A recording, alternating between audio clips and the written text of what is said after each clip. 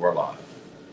So we have breaking news as we enter into the show tonight. This is Off the Bench College Football Show. I'm your host, Kelsey Huffline. Of course, Richie Jones, co-host over here. Good evening. And Pops on the other side over there with the camera on him.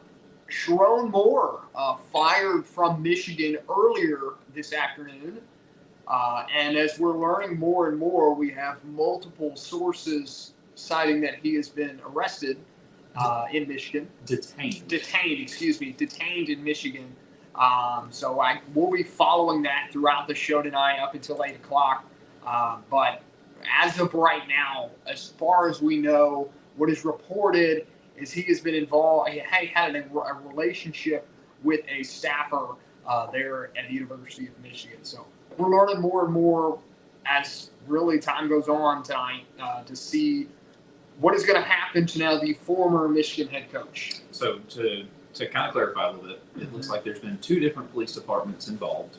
One had him detained and then has turned him over to the Pittsfield Township. And for those of you who don't have a map at home, that would be, I guess, the county, or what we would call county, the township just south of Ann Arbor. It literally butts up to Ann Arbor.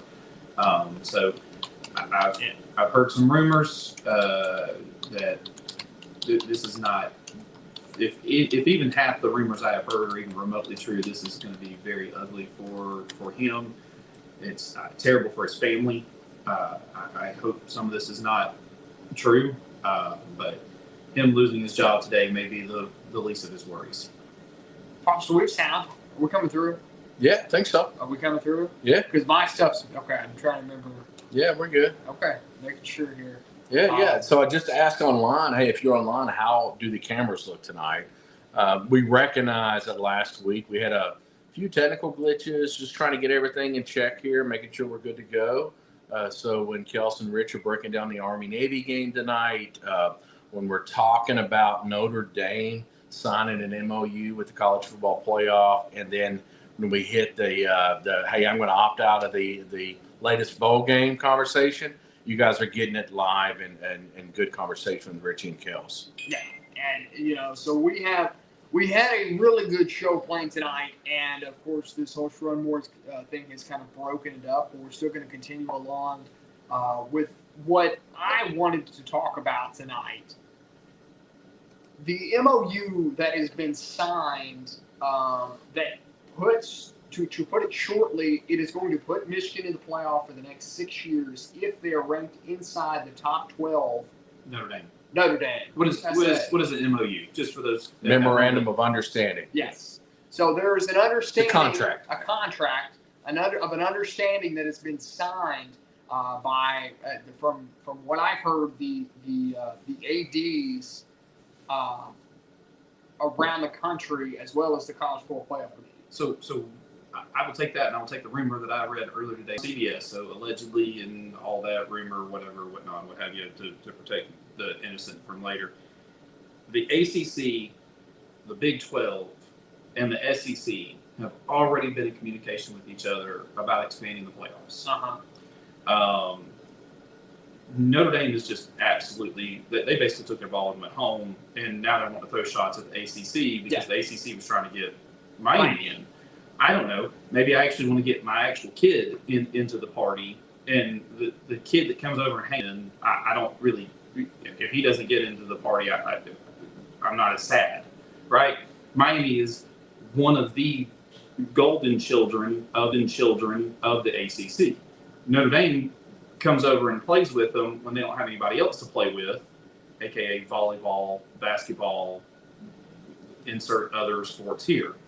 The ACC cares more about getting Miami in because the ACC, as we've discussed, gets that money. If Notre Dame gets in, Notre Dame gets that money. So if I'm the ACC, who do I really care about? And so it seems like now there's been this whole talk, which I've been saying, I don't know, let's go back 15 weeks, give or take, that we're going to expand the playoffs. We're going to 16. We're going to rank them, I think, 1 through 16. I think there's going to be rules about if your conference champion is in the top 20, you're in. If you're outside the top 20, you know. So we're making new rules within college football now because the athletic director is throwing a fit, is what I'm hearing. Because he has been throwing a fit this whole time. Yes and no. I think a lot of, if you listen to Game Day the last 2 or 3 Saturdays between Kirk and Nick Saban, at this point, you can say what you can say. You can hate Alabama if you want to. He's kind of taken it upon himself to go, okay, here's the problems, and here's a handful of solutions. Which one do you want? And expanding the playoffs, the first round is all at home. A lot of people think the second be all at home. Mm-hmm. We've got to fix the calendar. Yes. Yeah. The calendar, the whole Lane Kiffin thing is because of the calendar. And here we are.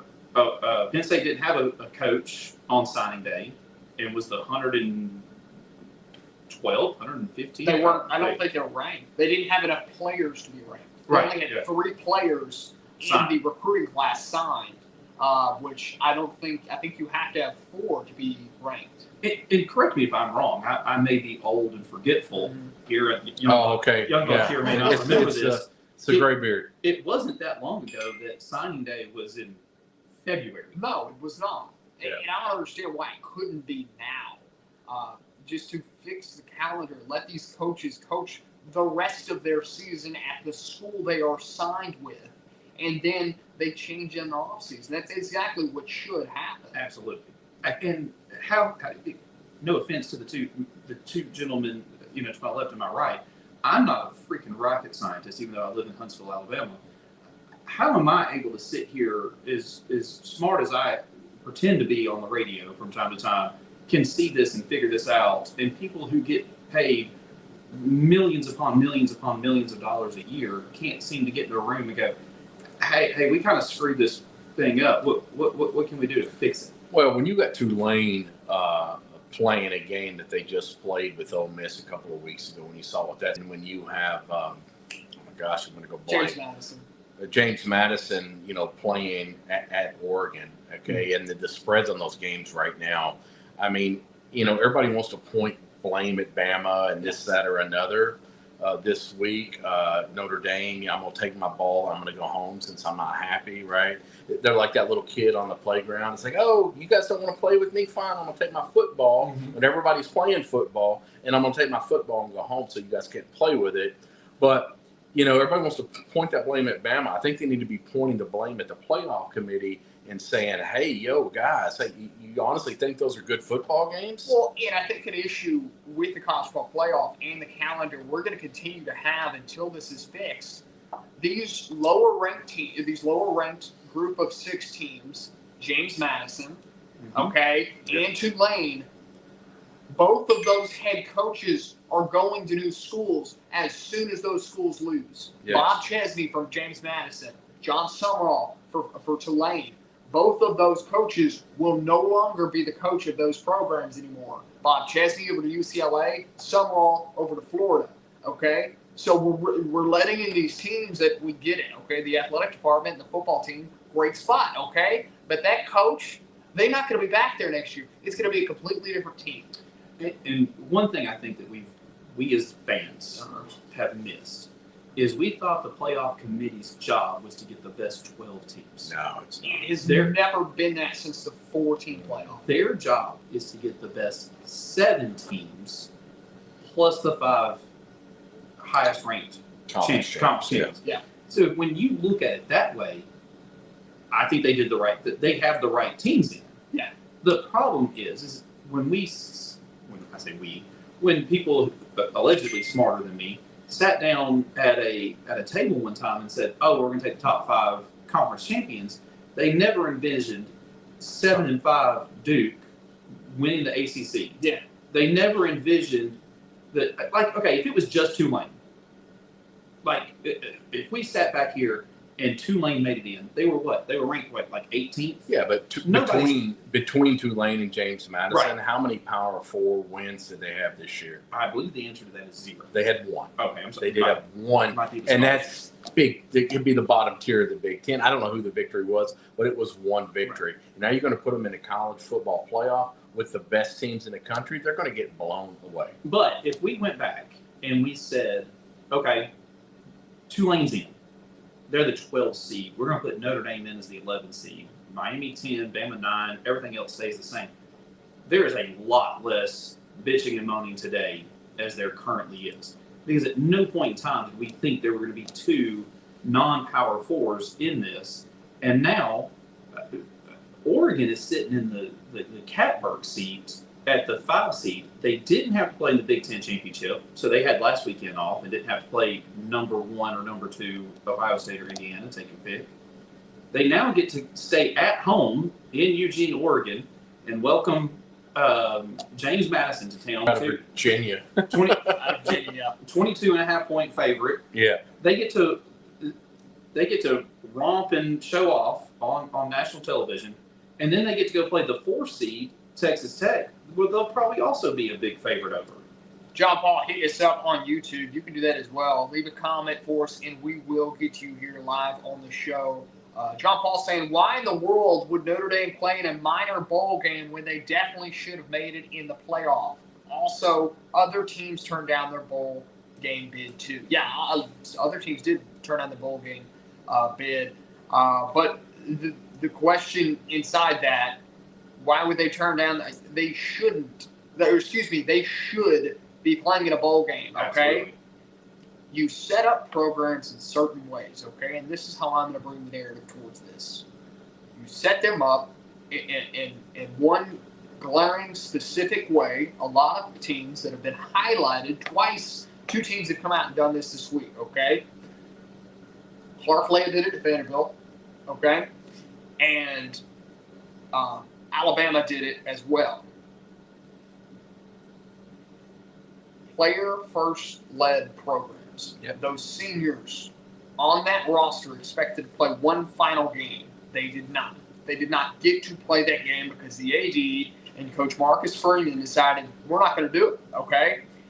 Same thing with those cheerleaders that are seniors. Same things with those band members that are seniors. The parents of all the seniors. They didn't get to see their kid play or play an instrument, play on the football field, cheerlead one final time. Keep going with that. The students that are seniors wanted one more game.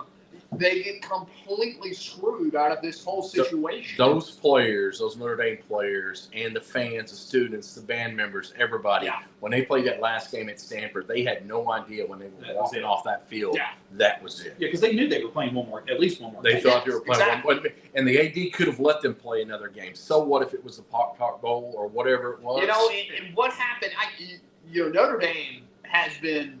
Vanderbilt part I get. Clark Lea was trying to put together an unsanctioned 13th game to showcase to the College Football Playoff Committee that they should be a playoff team. Notre Dame wanted to be a part of that. Right. Okay? Allegedly. That was never actually confirmed. It was never going to happen. It was never going to happen. Supposedly there was interest on Notre Dame's side that could have been pushed by Shane Gillis. But why not just approach the playoff committee or the bowl committee and say, hey, let us play this bowl game against one another to show you the value of our team. Birmingham Bowl's having problems right now. So, okay. Okay. I'm just saying. Give me 2 seconds. Yeah. Okay. I'm going to answer JP's question with two parts. One, Notre Dame should not have been in the playoff because Notre Dame should have never been ranked ahead of Miami. Period. Point blank. Enter. Save document. Print it. Shut the laptop. Move on. At no point in time after that Saturday evening in Miami, when Miami won the game on the field, shy of one team, Florida State, going just, falling off the bandwagon, should Miami have been ranked behind Notre Dame? Period. So I will end there. So the second point I got is he brought up that other teams also decide not to play in the bowl game. The last time I was on the air with you, I was shunned, if I remember correctly, by the 3 of you, Ray not here right now to defend himself, about how important the bowl games are. We had to go to like the 72nd draft pick to find somebody to play in the Birmingham Bowl. Yeah. No one cares about these bowl games. Well, it's obvious teams like Florida State and others. Remember when Florida State shouldn't even be bowl eligible. They needed another team. My point is when Florida State played Georgia that year after they were upset at the world because their starting quarterback was knocked out. I think Bama got in, right? Yes. Okay. All right. But when you look at the situation like that, I kind of lost my oh man, I had a good one. I completely lost it. So let's go through the teams that actually are opting out of the playoff, and let's look at their reasons. Playoff or and bowls. we're gonna figure Bowls. out or bowls. Excuse me. We're gonna figure out which teams actually had a reasonable explanation, and we're all three gonna say yes or no. Okay. Okay.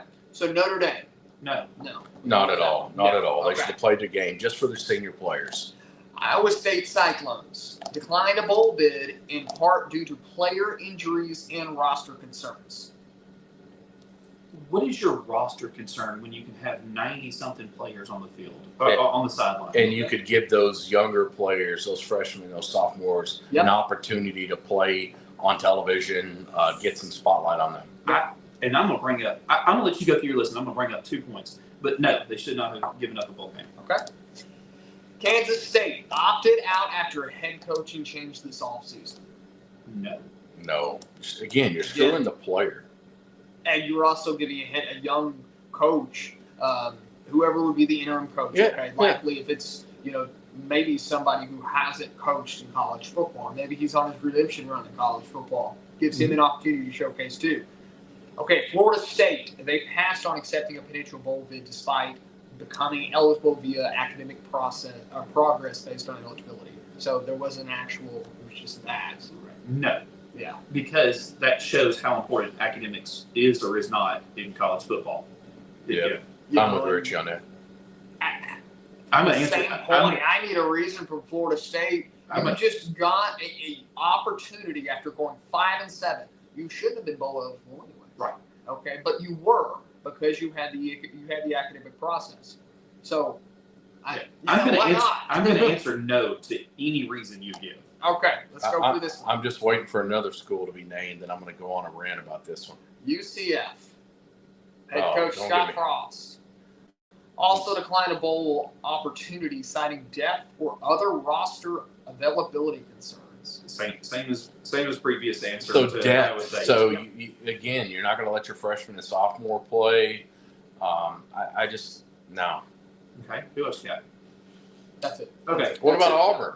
Oh, Auburn has. It was not listed on this, but Auburn has declined a bowl bid. Right. Yeah, and that's the one that really, I guess, from an SEC perspective, is that's why that upsets me, because we like to sit there and say in the SEC that we'll play anywhere, right? And, Yep. I remember when Bama was the team looking on the outside that last year, and Saban suited up players and said, "No, we're playing." Not one player in that Bama roster said they didn't want to play in that game. The same with Georgia that year. Not one player said we didn't want to play in that game. All right, so you gotta give those games. That's what I know that everybody's freaking goal is to win the conference championship and to win the national championship. Right? There's only one national championship. Right? And so even if it's just a bowl game, that's your opportunity to let your program be under an extreme spotlight for 3 hours on Friday or Saturday. I'll even go a step further, because here's the 2 points I was going to bring up. If you get selected to a bowl game, you get, I believe it's 14 additional practices. Yeah. You tell me one team you just named there that doesn't need 14 more practices. So I'm going to take Alabama and Auburn. Yeah. In-state, big-time rivals. How you doing, JP? I'm fixing to talk bad about you. Hold on, listen. Yeah, listen he's carefully. I'm waiting for the comment. That means, as of right now, the University of Alabama is guaranteed 14 more practices than Auburn's going to get. Yep.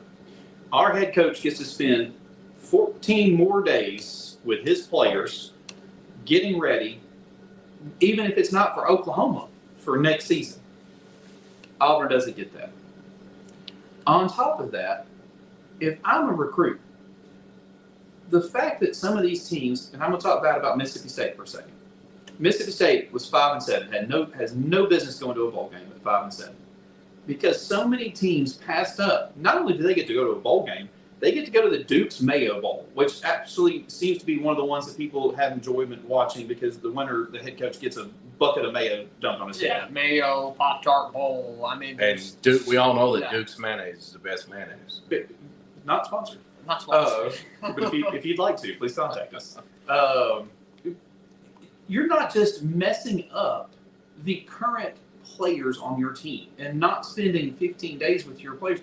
You, as Auburn, by passing up on a bowl game, just gave one of your rivals, Mississippi State, 15 and another 3 hours on television to try to get recruits. Yeah. And these 18, 17-year-old kids are going to go, wait a minute, you had a chance to go to a bowl game and you didn't? What if I'm the kid there? What if in 4 years I'm a senior there and you decide, oh, we got too many hurt players, we don't want to go play in a bowl game? It's just, there comes to a point in college football that they have to put your foot, you're losing control of this sport. And you have been the last 10 years. Since we started this NIL route, okay, when it was pushed out, there was no regulations to it. They pretty much just said, you can pay players. We don't care anymore, okay? So schools contacted businesses, dealerships, restaurants, anybody they could contact and said, hey, we need money for this. We need money for this sport. We need money for this player. And you pay him, okay? And it was not regulated at all. Okay, so your big dogs, your top dogs that are in big cities, okay. See Texas Tech. See Texas Tech, right? Okay, Texas Tech has spent multi-million dollars. 24. It's all oil. On this season. All oil money on this season alone. You think it's really 24? I would say behind doors is double. It could be. I heard an interview with the guy who decided to start the Texas Tech guy that was hey, we're gonna do this. He got on the phone with a bunch of his high dollar Texas Tech buddies and said, hey, they went when the transfer portal opened, they signed every single transfer portal kid they targeted. Yeah. And look who's number 4 and gets a bye and we'll get to go play in the Texas Bowl or I don't remember which bowl it is against Oregon. In like 3 weeks. Look at the deal and I don't have all the details on it. It's just me watching some sports show this morning. The deal that Utah just did that they say is going to completely change college football, and they're hiring a company to basically just run its complete financial operations. They've sold investment into it, and they're going to make it a for-profit organization, which means last time I checked, to be a for-profit, you have to be good. And you also go, well, I mean, you can't take anything away from Utah. They were ranked this year. You know, they've had some great seasons. I sat in the Superdome and watched Utah. When you look at these, think about this. And I'll hop out of this conversation. You guys can completely have it. A couple years ago, it was players sitting out, right? Mm-hmm. Now it's entire teams. And we're just going down this path in college football that the people who have power are losing control of the power because they're trying to make more money. And the money is destroying the sport because the money's not being invested back into the sport.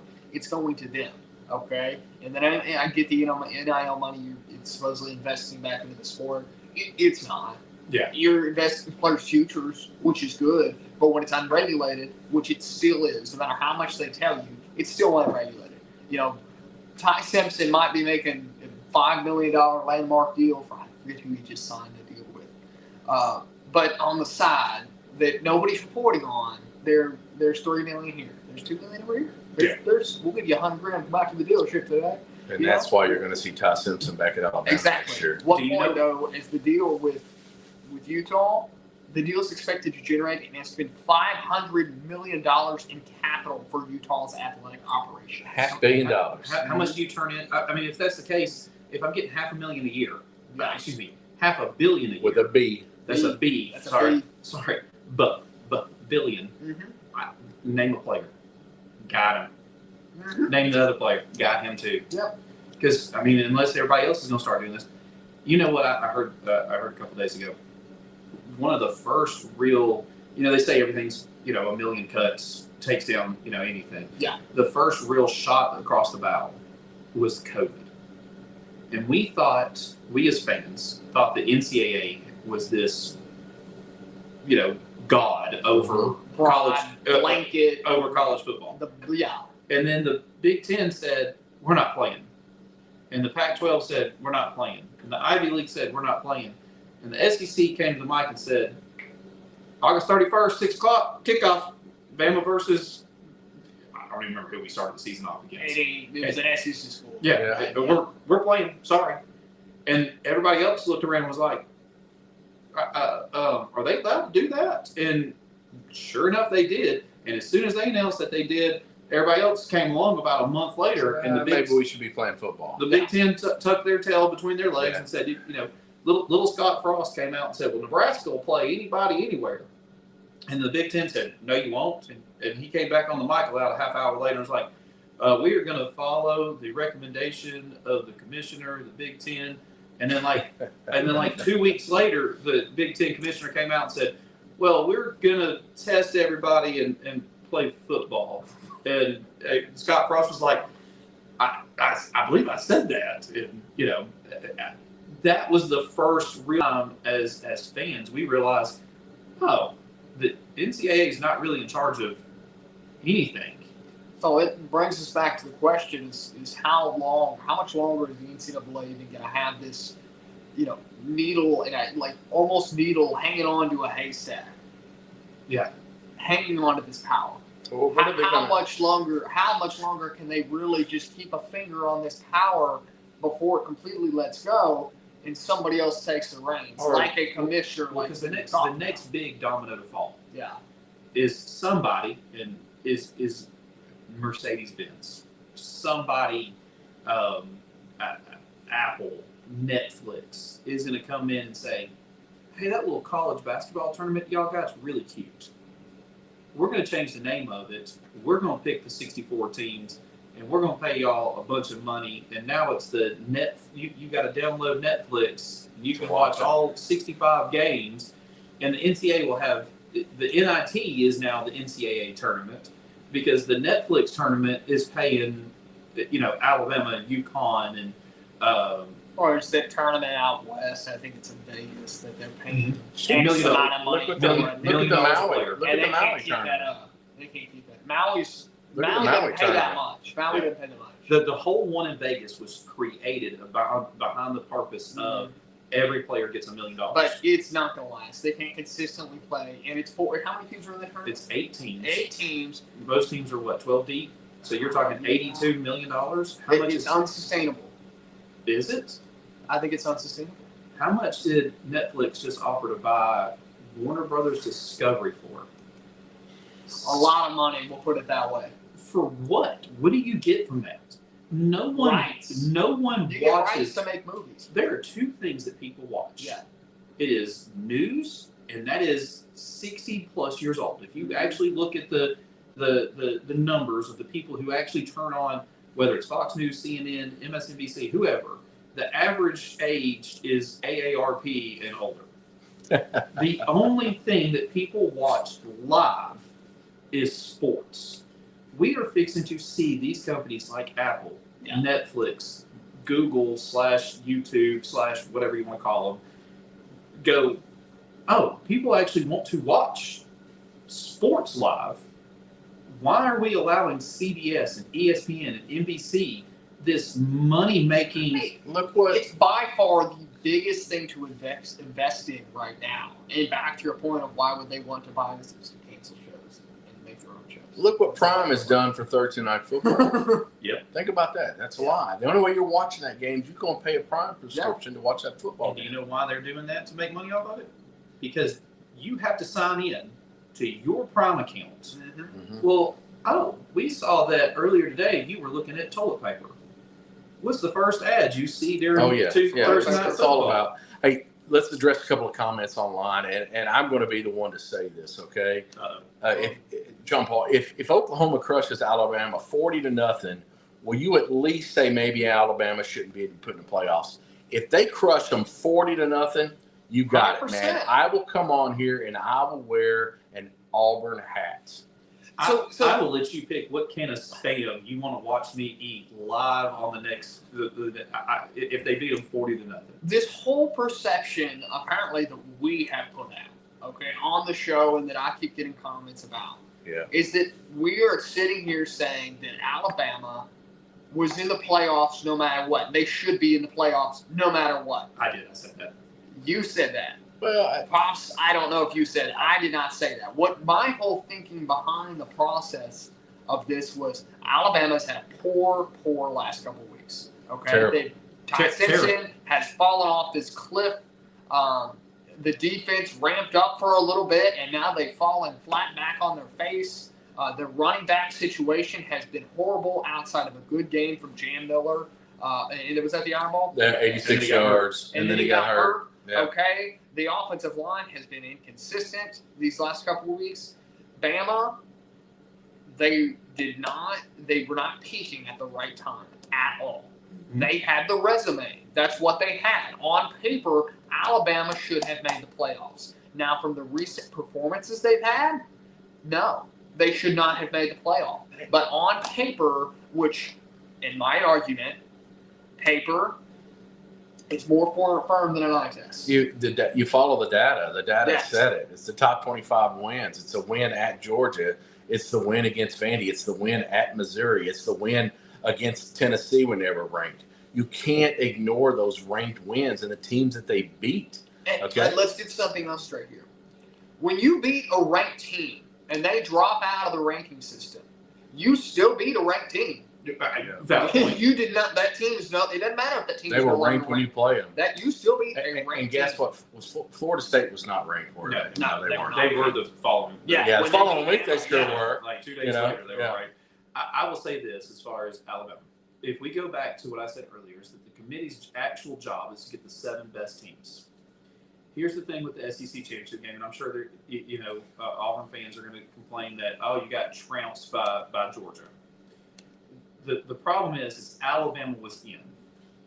If the committee sits there and looks ESPN into the camera at ESPN and goes, hey, the number 1 team in the SEC, Alabama, got an extra game. They were rewarded an extra game. And because they lost that, we are now going to keep them out of the playoffs. The SEC championship game, as we know it, would have ended that day. And you heard Kirby's opinion on it. The first thing, part of his interview after the SEC championship game, he literally said, let me hop on my soapbox for a minute. Think about what this looks like next year when we play a 9-game SEC slate. Then we got to turn around and play the SEC championship, how bad these players are going to get beat up. I'm going to tell you right now, there is no SEC championship game next year. You don't think it'll be 3 versus 6, 4 versus 5. Yeah. Man. It will be conference play-in games. What makes more money? Well, I get what makes more money. The SEC championship generates a lot of money. What makes more money? Alabama versus Georgia in a playoff situation. As one game. Yeah. We know both teams are in the playoff. Yeah. Or at 3:30, Oklahoma plays Vanderbilt. Or Oklahoma plays Texas again. I'll say you can't tease me with a great college football season or football weekend. And at 7 o'clock on the same channel, back to back, is Texas A&M versus Texas. I always forget A&M's in the SEC. Why do I do that? Excuse me, it would They have have been in the Big 12 since 2000. It would have been. Hey, I'm showing my age, man. It would have been Ole Miss versus Texas and Texas Tech versus Oklahoma. Yeah. One would have been at 3:30. One would have been at 7:30 on ESPN. What makes more money? Alabama, Georgia. Both teams are in. Both teams have already played each other. Nothing matters from that game except for one gets to hold up a trophy and gets to wear the home, Or at 3:30, Ole Miss, Texas, and at 7:30, Texas Tech, Oklahoma. The winner of each game is actually in the playoffs. The loser gets to go home. Yeah, I mean, I'm with you. You can't argue against that, Richie. All right, let's talk about this, what some consider the greatest rivalry in all sports, in college football. What is it? It's the Army-Navy game. Yes. Which is on Saturday. Pops is in on. He's got an incredible story of what your experience with the Army Navy. Well, I mean, I'm going to get a little emotional here, and I will probably so I got the opportunity to go to the Army-Navy game, and this was the game post 9/11. This is 2001. The emotions were high. It was awesome because everybody was in the stadium, and this is old Philly Stadium, man. This is a stadium that had the gel in it, and you walked into the stadium, and the American flag is flying high, and everybody's patriotic. President Bush was there. It was one of those things where, I couldn't tell you a player on that team, but sitting here right now, I get goosebumps about it. And I think the biggest reality, I was sidelined. I literally had gotten some press credentials to shoot photography wise for the game, and I'm sitting there watching that game, and then it kind of clicked to me, and it clicked to me because I was zooming in, I was taking a picture. On the back of the Navy helmet, you would either see an anchor or you would see the Eagle Globe and anchor. I'm a former Marine, so I get emotional when I start talking about my Marines, but it clicked on me that those guys, those 22-year-old midshipmen that are out on that field, those are the same guys who are going to be going to Iraq. Okay. You got to think about the timing of this. Yeah. Okay. And every one of those guys that were on that field, whether it be Army, whether you're a soldier, Marine, or a sailor, you were going to be an officer leading other soldiers, Marines, or sailors. And it was like, I don't know, third or fourth quarter. And I think Navy was like killing them in that game. And part of the emotions, I think, come in now because of how united we were as a country watching that football game. Everybody was watching that football game that day because it was post 9/11. It was one of the bigger sporting events after 9/11, after everybody got together. And then it's just how united the country was. And think about the way we are right now. So, but that Army-Navy game for me every year, because was a Marine, I always say go Navy. And I always love watching all of the commercials from the different groups. And I also remember being at a hotel, watching that game, that we were there the night prior, and you had all these like alumni associations for both Navy and Army. And it was, go Army, beat Navy. It was, vice versa. But being at that post 9/11 game, man, that was something special.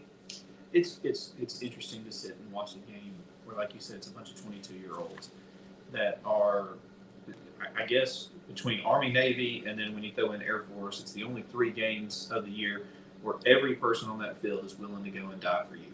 Yep. And die for your ability and your right to sit on the couch and yell at a bunch of 22-year-olds. It's when you really break it down like that, it's kind of poetic in a way. The pomp and circumstance that you get around the Army-Navy game, because it doesn't matter if you're a college football fan, you watch that game. You don't care. I should say you don't care. Most people don't have a dog in the fight, don't care who wins. They're just watching a great game. They're looking forward to that final snap where the players run over and they play the alma mater of the loser, and then that run to the other side of the field for the alma mater of the winner is just beyond cool. I mean, and it's something to be said now. I mean, that's a really cool perspective from sitting there and thinking in that moment, okay, these are the guys that, they're going to go, fight for us overseas. Mm-hmm. And they're going to be in the fight. These same guys that are on the football field blocking and throwing and running the triple option, those are the same guys that are going to go overseas and run their own triple option. And not just the guys on the field. Every one of those bands, the band members. We always like to talk about the Wisconsin entry and the Virginia Tech entry on the Interstate, man. You get chills watching the parades of cadets and midshipmen walking onto the field because they do the parade before the game and then they all go up into the bleachers. And I think one of the coolest, and we did get back to it. I know that a few of the past presidents have done it, but it used to be historic that the sitting president would sit on one sideline for the first half, and at halftime would literally walk across midfield and walk and sit up in a seat on the other sideline. And to me, that just shows, I don't care, Republican, Democrat, Independent, who you're a fan of, for a president to show his or her support for the, like you said, the men and women that are there and who are, a couple of months away from graduating and going off and flying a plane over Iraq, being in a submarine and protecting our freedom every day and every night. Yeah. And when I think there's something that everybody has to realize too. We talk about those players on the field. These are 22-year-old men and women who are leading other 20-year-old men and women, because these are all going to be officers. These are all going to be lieutenants, right? Or ensigns in the Navy, or second lieutenants in the Army and the Marine Corps. And then they're going to be leading guys like me. At that point, I think I was an 11-year staff sergeant, You know the beauty about this game, and I realized in years past that, this game has really, it's lost a lot of kind of, not really competitiveness, but it's lost a lot of fandom in a way.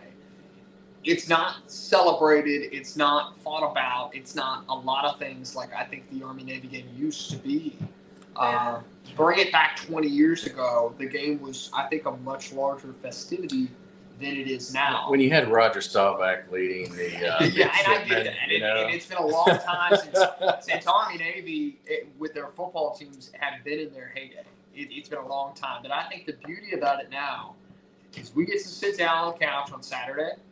Yeah. We get to look at that TV, and we have to remember one thing.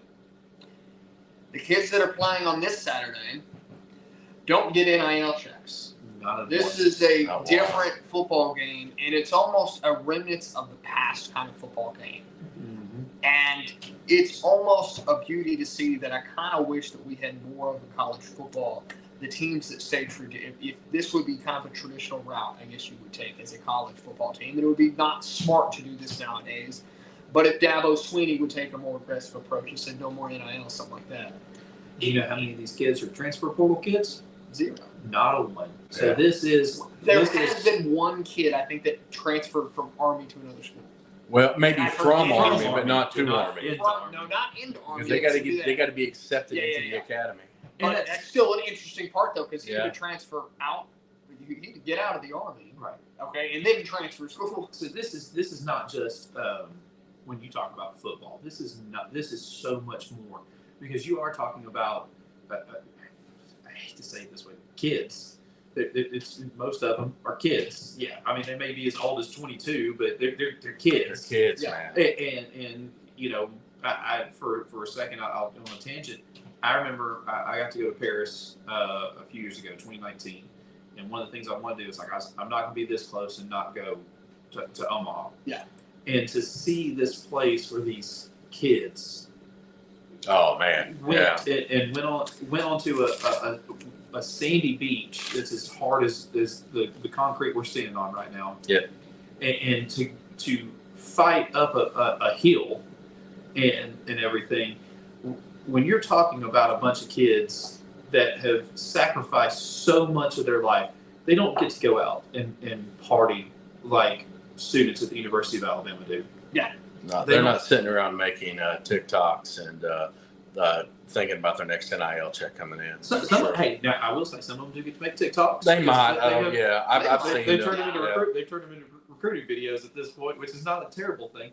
But to say that this game, yes, you are correct. The competitiveness of this game is not that of what an Alabama and Georgia is. Yeah. A Missouri versus Oklahoma is. I mean, this also used to be, in festivity was. I mean, this used to be a game that people would fight tooth and nail over to get tickets for. Oh, hey, I got tickets on 50 to Army Navy. Okay, that's that used to be a crazy thing. You're getting offered an Army Navy ticket, something like that.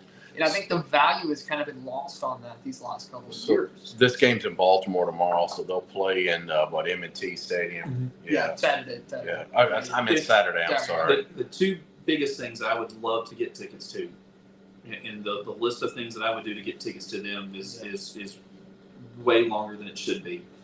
I would like to go see the Masters at some point. I don't even have to be Sunday. I'll take Thursday or Friday tickets. Thanks for anybody listening in Augusta. And to actually go and sit and watch the Army-Navy game. Yeah.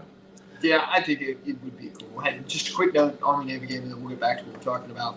No formal pick'ems this week. Obviously, it's just Army-Navy. So give us your Go Army, Go Navies in the comments, and we'll, I got one other comment, something that a lot of fans may not realize in watching the Army-Navy game. these cadets and these midshipmen, they have to abide by all the rules and regulations of Army and Navy. So that includes weight standards. So you always hear every year, like an Army, the average weight for the Navy offensive line, it's a lot less. Where Bama might be 320 across the board. What are they? The Navy guys are 250, maybe, depending on how tall they are. Okay, and so when you see a team like Navy, who I think what they're 9-2 this year, and they've been ranked. Yeah. Okay. They had a chance for the. They had a chance. There's a reason why they run the types of offenses they run, because they don't have these 300-pound linemen. Yeah. The average 6-foot linebacker is not 250. Their linebackers might be 225. And just to talk about the game, Army Navy is a 4.5 point favorite. The over under is 38.5. So we're thinking of a low scoring defensive matchup. Just a fight as we always seem to get in this game. The ESPN's Football Power Index has it 60-40 Navy. But if there was ever a time where you take the records of these two teams and throw them out, as we always say with the rivalry games, this is it. Every year, I think it's kind of a lot like Alabama and Auburn. You know what you're going to get. I know Navy was heavily favored. I think this was last year, and Army put them in overtime. Right. So just due to some other pressing issues, I will just to mess with Pops over there. I will go with Army plus the 6 points. Take the 6. And that's okay. Oh, I know that Navy is favored in this game. When your leading rusher is your quarterback, and that's the case with Army, okay, which is always the case. They run that option football. I think we had a kid here a couple of years ago. Kelsey went to high school with him from Huntsville that ended up going to Army at one point, or I thought he got accepted to the academy to play football there. I don't know if he ended up playing football there or not. Yeah. Didn't he end up in Chattanooga? No. That was their backup quarterback. You're talking about Luke Schomburg. He's the quarterback of Chattanooga now. Yeah. He was our backup quarterback when I went to high school at Sparkman High School here locally. Ended up becoming the starter after I graduated. The other guy you were talking about was our starting quarterback, and his name seems to slip my mind right now. Yeah. All right, I'll ask you a funny one. Oh well, no, but what is the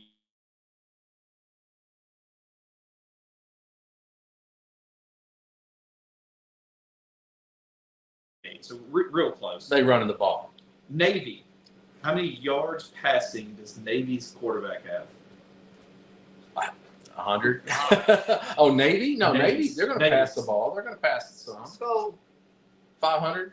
Let's go. No, I'm thinking above. Is it less than that? Let's go 12. 1,200? Yeah. It's actually more than 1,200. Wow. Okay. It's 1,390 yards passing on the season. Still, the type of football that we watch. That's,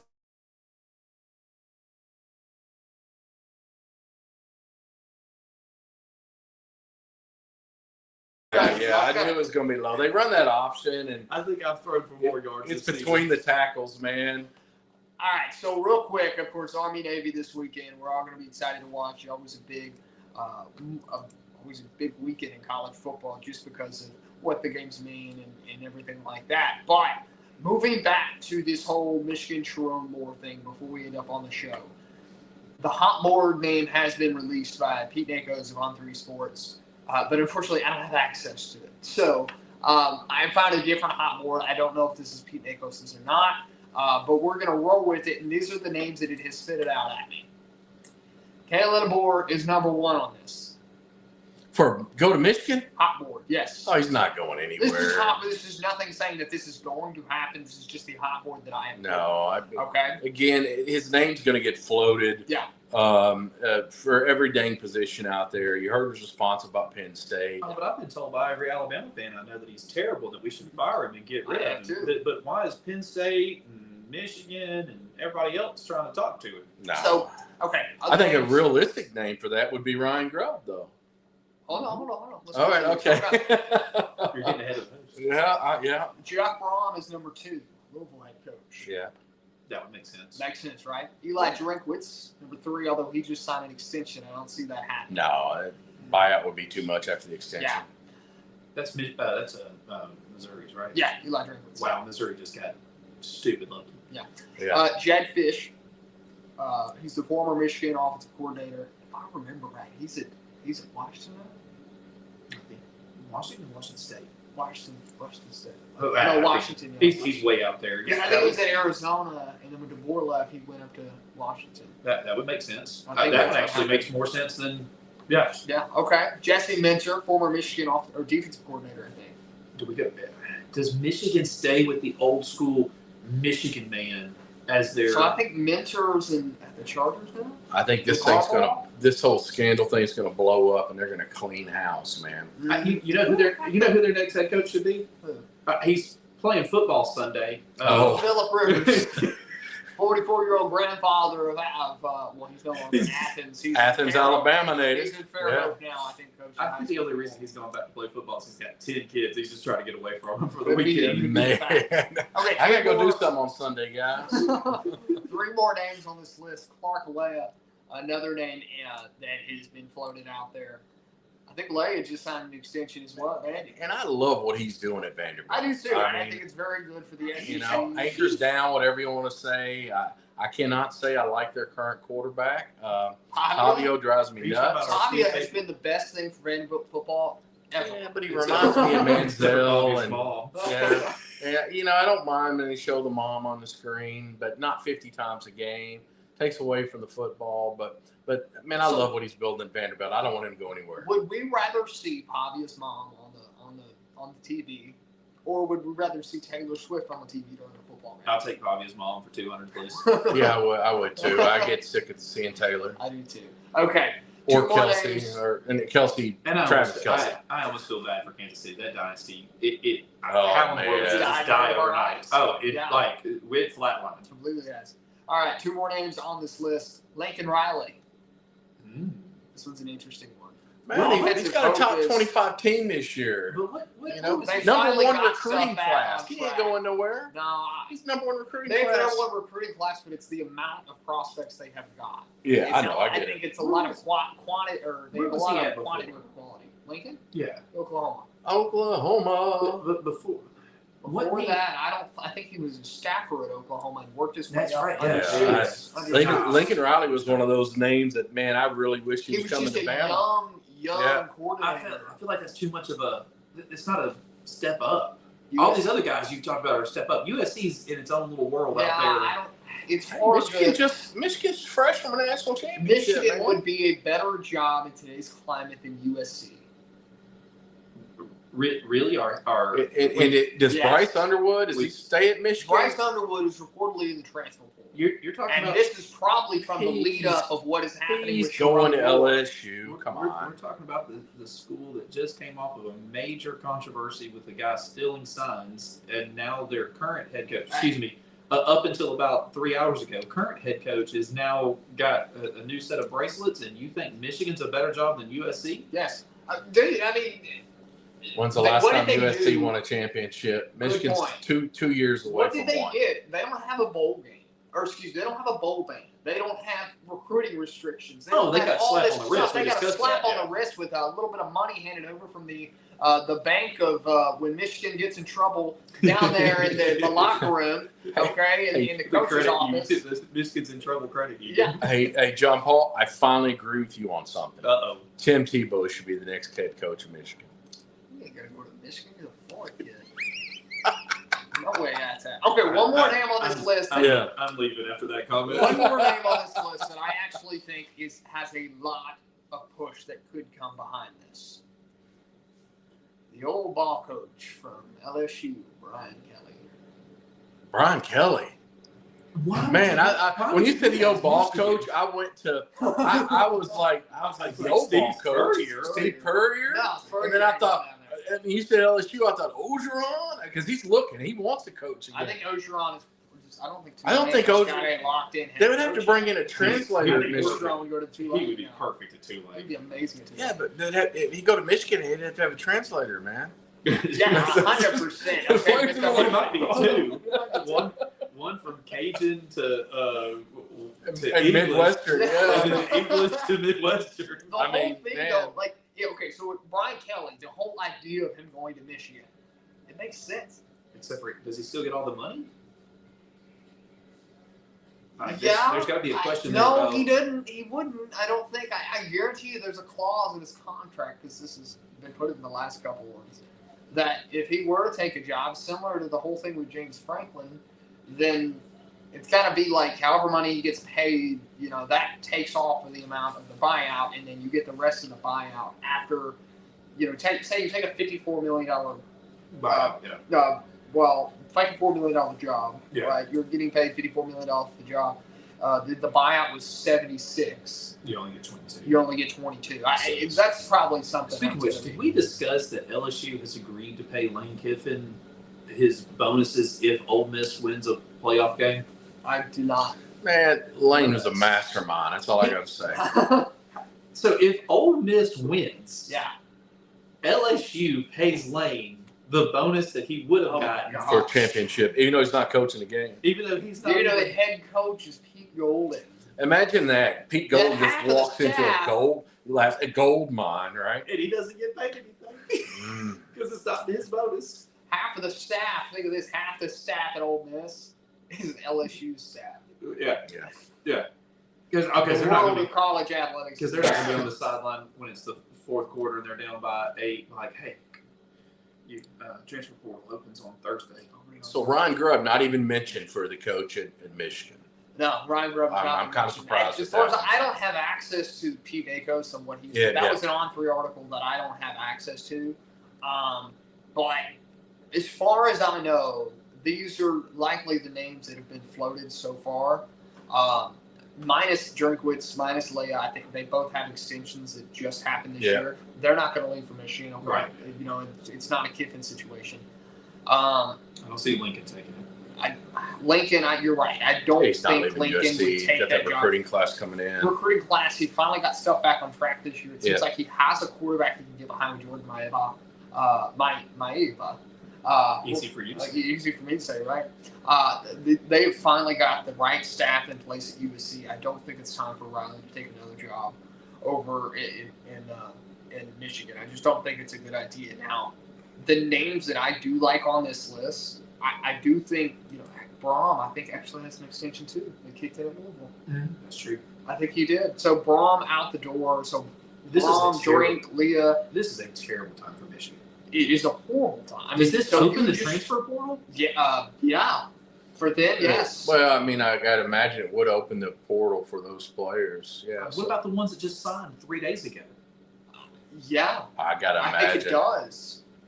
Yeah, I don't know what their recruiting rank was. Did you in see the kid at class. Tennessee that wants out of his would be NLI? I think it's his NLI.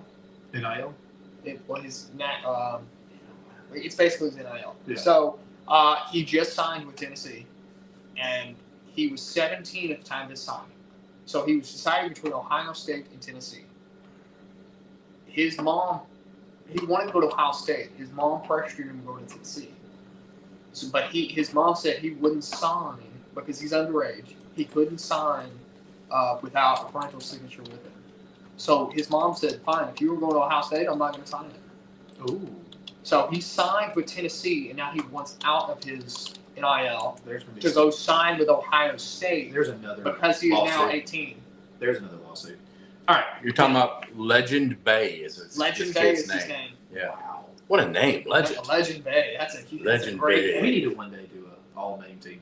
We meant to do it this year, but we did it last year. We didn't do it this year. We'll have to do it next year. All right, Kelsey, you're right at an hour. What do you want to do? All right, I got a question for you. All right. I'm going to give you first pick. Mm-hmm. I'm nice enough as the co-host to give you, the host, first pick. Me and Uh-huh. you are going to do a draft right now. Okay. Who wins the national championship? Oh. You get first pick. First pick of the national championship. Mm-hmm. I'm going defending champions, Ohio State. I will take Georgia. Ooh. I'm with you, Richie. All right. I know you didn't ask me, but that's right. I was going straight to Georgia. Well, is Boston on this draft? No, just me and you. You got Okay. third pick. Yeah. Third pick. Okay. Man.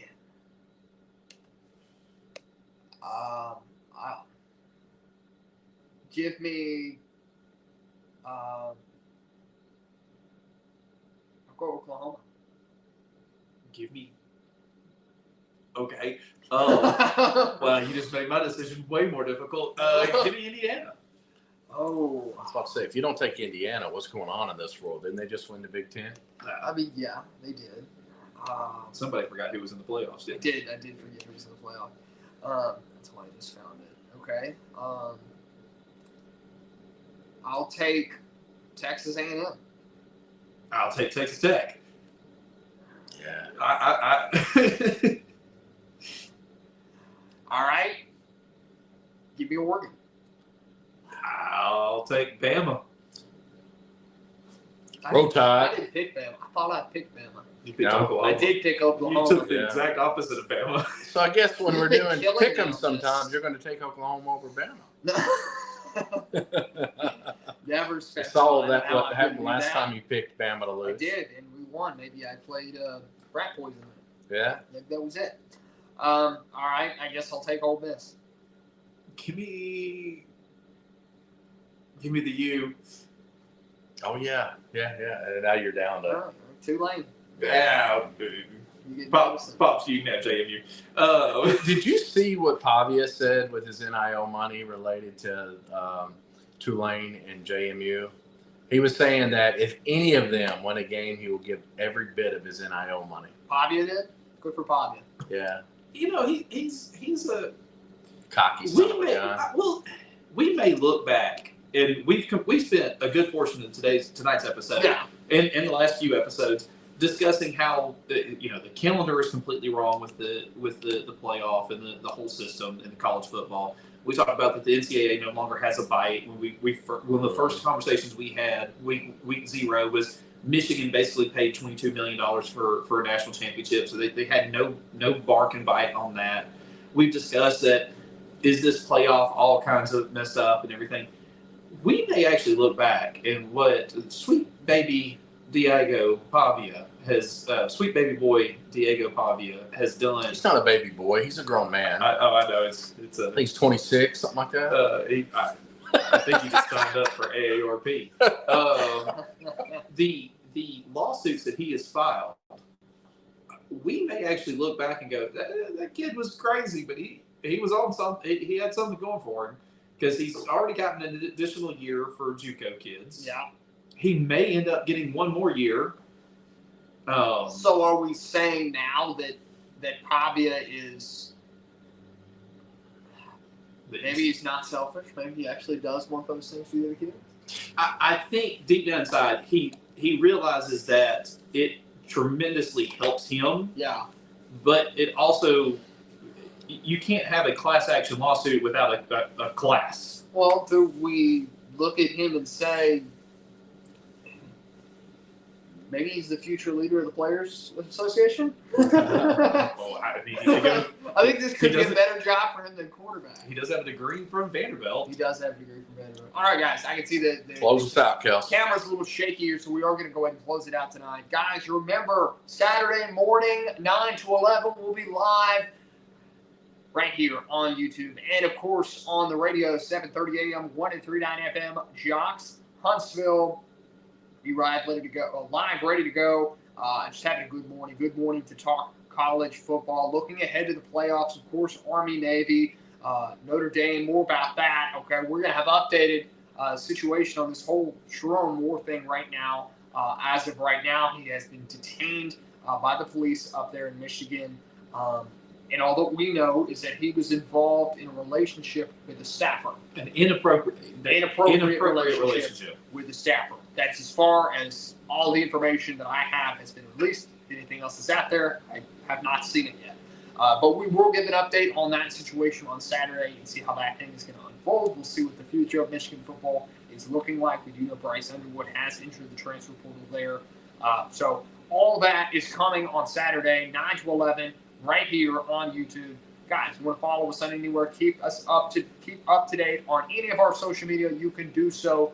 Go to our Facebook, @Off the Bench. Go give us a follow there, and go click in the bio. There's a page description right there. It's going to send you to all of our social media so you can keep up to date with all that's happening on the Off the Bench College Football Show. Guys, we will see you guys on Saturday. This has been the Off the Bench College Football Show.